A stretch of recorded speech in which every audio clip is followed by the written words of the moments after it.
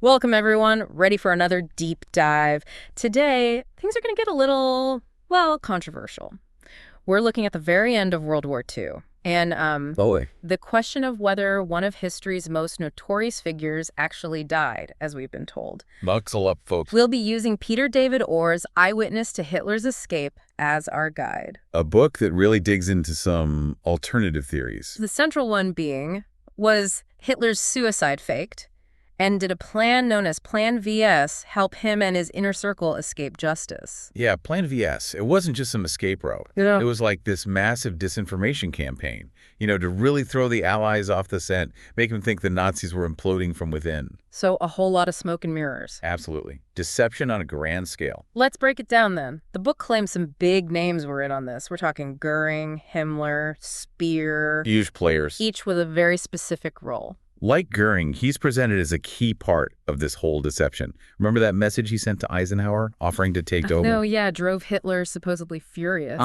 Supposedly. Because the book argues it was all staged. To make Göring look like the good guy. Exactly. To position him as a successor, the West might actually, negotiate with. Someone breaking free from Hitler's madness. Wow, and then they shipped Göring off to Austria. Right, under arrest, seemingly. But the book says Ernst Kaltenbrunner, he was a high-ranking SS guy in Austria. His job was to keep Göring safe. So it was all an act, this arrest, while they were protecting him. It's wild, right? They needed the Allies to believe the Nazi leadership was fracturing. What about Himmler? He was, what, Hitler's most devoted follower? At least that's how it's usually told. Publicly, yeah.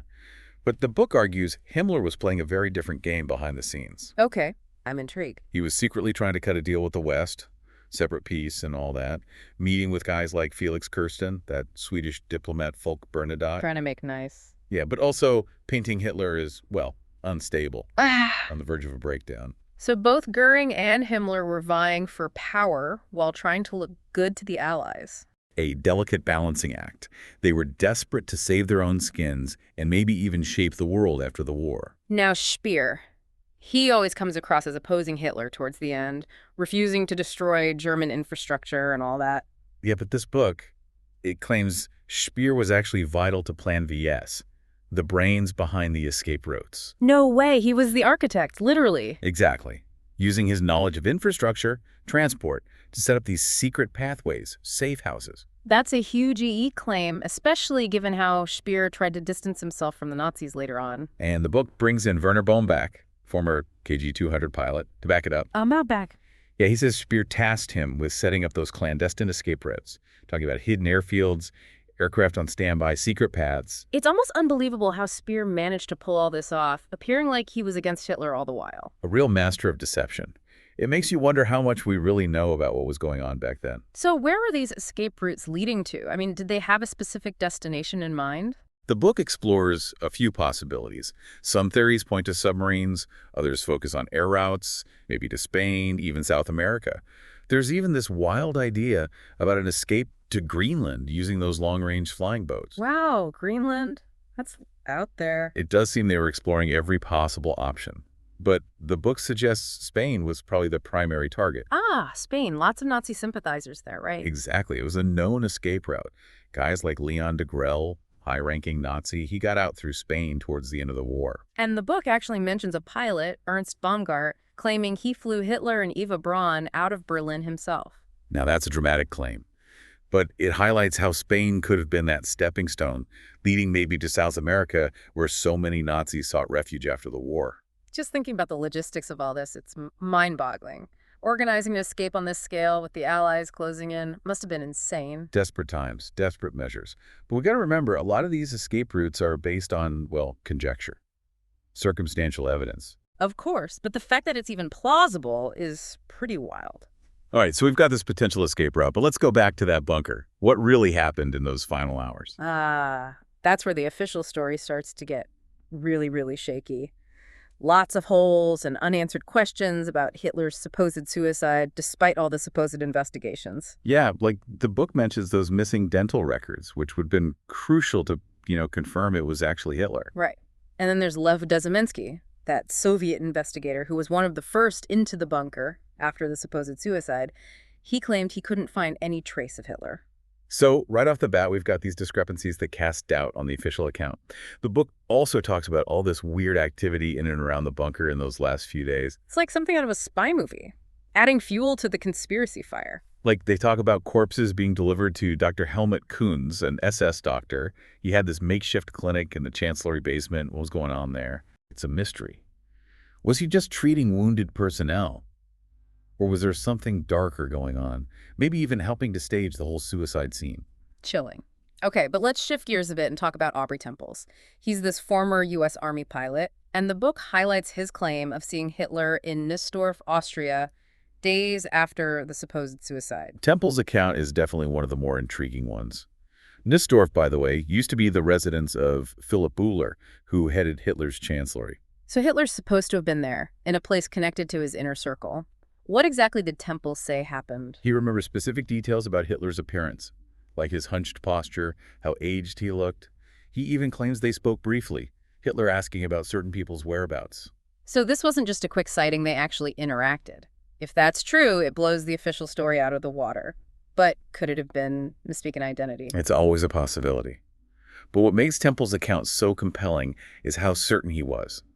He told the same story consistently for decades without any major changes. Consistency does lend credibility. And the book mentions others backing up his story.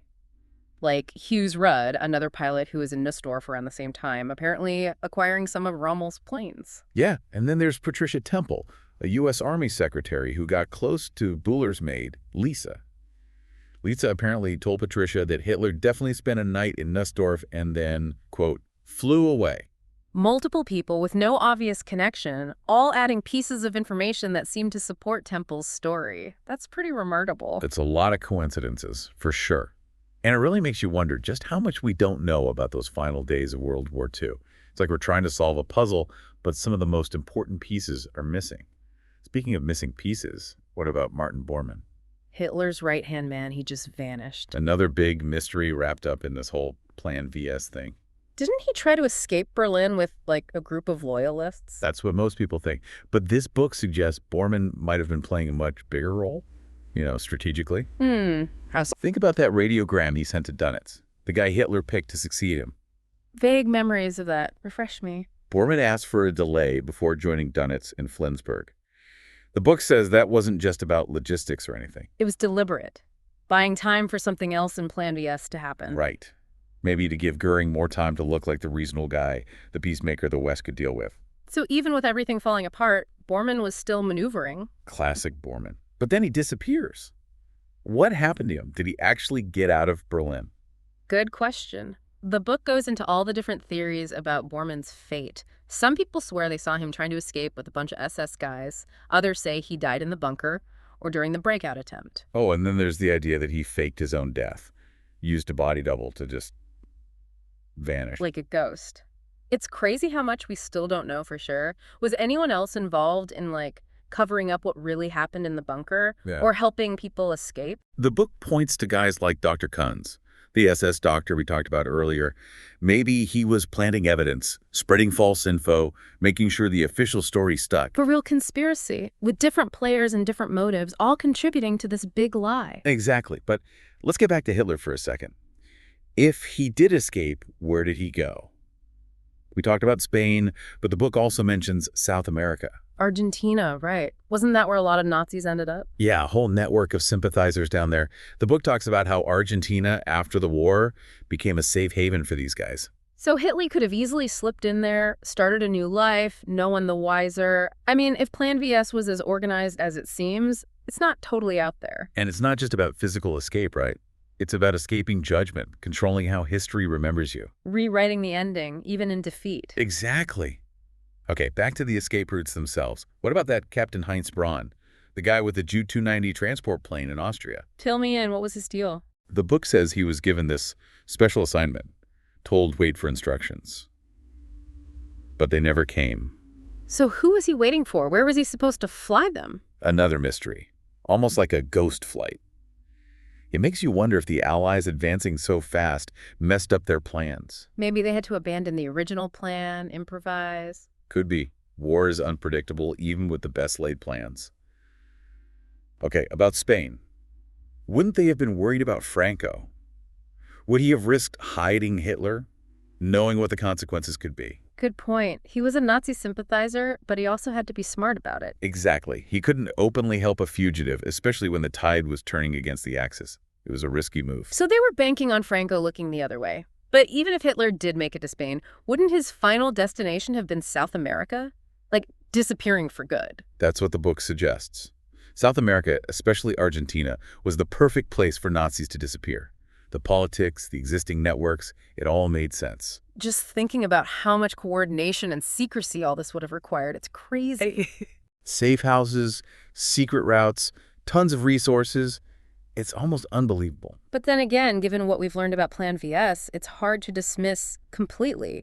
We have to consider the possibility no matter how wild it sounds. Right. Even if we don't have absolute proof, the very idea that Hitler might have escaped forces us to rethink what we know about history, about how much deception was involved. And we've got more eyewitness accounts too, right? Not just Aubrey Temple's. Yeah, there are several others, each telling their own version of the story. Like Erich Mackensen, he was a German general, claimed he got out of Berlin with Bormann and a few others. Didn't give any details. He describes their escape route, who they met along the way. It really suggests there was this whole network helping them get out. Like breadcrumbs leading us to who knows where. It's fascinating how every new account adds another piece to the puzzle, even if they don't always fit together perfectly. That's how it is with historical mysteries. We're often left with more questions than answers, trying to figure out what's most likely, what makes sense. It's crazy to think that the Allies, with all their resources, all their intelligence, could be so blindsided by this. Yeah, the book makes a point about the sheer level of secrecy surrounding Plan VS.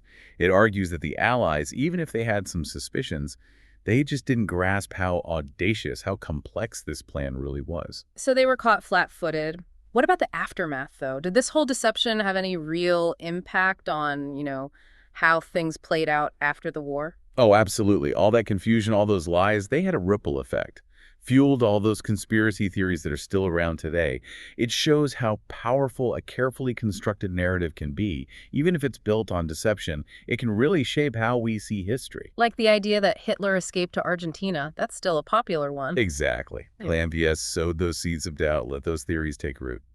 It's the power of disinformation, I guess, and people's fascination with figures like Hitler, the mysteries surrounding them. But the Allies must have figured out something about Plan VS eventually, right? There had to be clues. The book talks about intercepted messages, intelligence reports, that hinted at something more organized than the Allies initially thought. But the problem was, the very nature of Plan VS, the fake betrayals, the deliberate lies, it was almost impossible to tell what was real and what wasn't. Must have been maddening for Allied intelligence trying to untangle all that while trying to end the war. What about the German people themselves? Did they know anything about Plan VS? The book says it was a very tightly kept secret, just Hitler's inner circle. Most Germans were just trying to survive the war. They had no idea about this stuff happening at the top. A hidden chapter, huh? Did anyone ever face consequences for this deception? Well, the Nuremberg trials dealt with a lot of the Nazi crimes. But Plan VS, the way it twisted the narrative, that wasn't really a focus. So they got away with it, in a way. This whole elaborate plan just faded into the background. You could say that. But we're still talking about it today, right? Plan VS still fascinates people, generates debate. Its legacy is still alive. It shows how history is written by the victors, but it can be challenged, reinterpreted as new evidence comes to light. Exactly.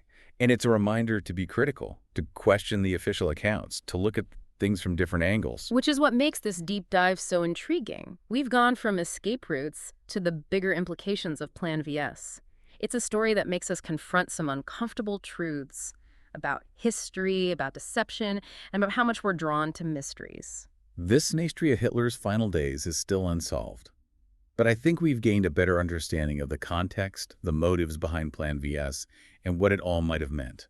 It reminds us that history isn't just dates and facts. It's about interpretation, debate, ongoing discussion. And sometimes the most captivating stories are the ones that leave us with more questions than answers. Absolutely. And the biggest takeaway, maybe, is that we should always question the stories we're told, dig deeper, consider different viewpoints. That's how we get closer to understanding history, how complex it really is, and how it affects us even today. We've just scratched the surface of this topic. It's so layered and controversial. If you're as hooked as we are, definitely check out Eyewitness to Hitler's Escape. It's a wild ride. And until next time, keep questioning, keep exploring, and keep those deep dives going.